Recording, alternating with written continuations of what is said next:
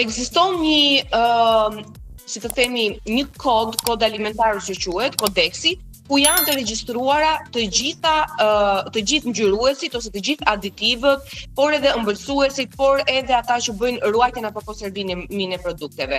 Dhe brenda kësaj liste tregohet ngjyruesit të cilët nuk shkaktojnë dëme, por përgjithsisht ngjyruesit me shkronjën Y janë ngjyruesa të cilët shkaktojnë dëme. Ngjyra blu e karameleve, e lëpirseve, çokoladave, ku diun lloj këtyre që janë si çumçakiz, to ushqime që në momentin që nuk vinë me ngjyruesa natyror, sepse kemi dhe ngjyrues natyror. Për shembull, marrim ngjyruesin nga panglari dhe kur produkti është i kuq, por më deklarohet që ngjyruesi është natyral, sigurisht nuk përbën asnjë problem.